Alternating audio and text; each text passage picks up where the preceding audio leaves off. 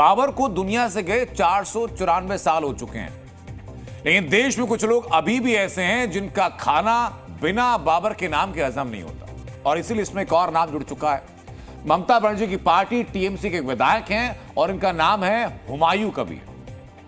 तो हुमायूं कबीर ने ऐलान किया कि वो बंगाल में बाबरी मस्जिद बनवाएंगे। सही सुन रहे हैं आप, इनका ऐलान यही है विधायक साहब का कि वो बंगाल में हुमायूं जो हैं वो बाबरी मस्जिद बनवाएंगे। अब ये दावा क्यों कर रहे हैं, दावा कैसे कर रहे हैं, एजेंडा क्या है, ये सब कुछ देखिए इस रिपोर्ट में आप। बाबरी मस्जिद को भित्ति स्थापन करना पड़ेगा। सुन रहे हैं, विधायक हुमायूं कबीर की चाहत है कि बंगाल में बाबरी मस्जिद बने।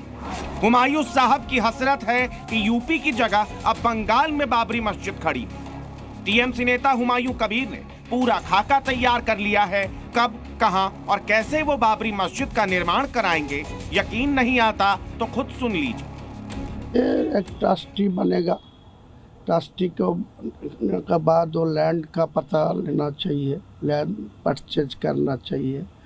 तो बाद में वो 6 दिसंबर 2025 में वो बाबरी मस्जिद को भित्ति स्थापन करना पड़ेगा। भाई राजनीति जो न करवाए, मंदिर मस्जिद का मामला सुप्रीम कोर्ट ने सुलझा दिया है। अयोध्या में मस्जिद निर्माण के लिए 5 एकड़ जमीन भी अलॉट कर दी गई है, लेकिन नेताजी को तो बाबरी का नाम लेकर राजनीति चमकानी है, लिहाजा मुस्लिम आबादी का हवाला दे रहे हैं। बंगाल का जो 35% मुसलमान आबादी है, मुर्शिदाबाद में तो 71% है, बेलडंगा में तो 80% मुसलमान आदमी है। तो इसीलिए मेरा ख्याल से उपस्थापन किया जो यहाँ एक बाबरी मस्जिद के आदल में एक मस्जिद बनाना चाहिए।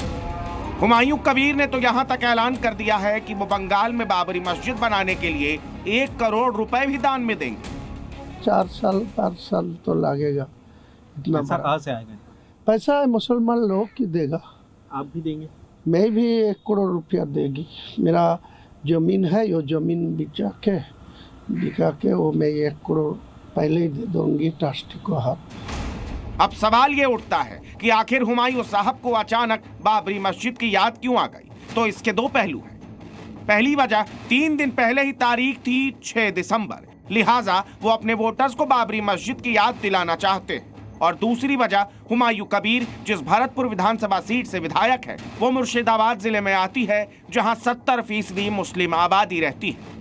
कुल मिलाकर माना यह जा रहा है कि हुमायूं कबीर ने बाबरी का नाम सिर्फ वोट बैंक पॉलिटिक्स के लिए लिया है, अपने वोटर्स को लुभाने के लिए लिया है, और यही वजह है कि वो विरोधियों के निशाने पर है। बाबरी सोच है वो पहले से ही है, अब उसकी मस्जिद मत बनाओ। उसकी मस्जिद बनाने का क्या फायदा? मस्जिद तो इबादत का है, चाहे हिंदू के मंदिर बने या मुस्लिम के मस्जिद बने, उसमें कहाँ आपत्ति हो सकती। लेकिन ये मस्जिद नहीं बनाना चाहते, ये बंगाल में बाबरी सोच को प्रतिस्थापित करना चाहते हैं। मस्जिद तो बहुत जगह पश्चिम बंगाल में सरकारी जमीन को एनक्रोच करके बनाया जा रहा है, तो ये तो बर्दाश्त नहीं होता है। और बंगाल के हिंदू देख रहे हैं, इसका जवाब 26 में मिलेगा।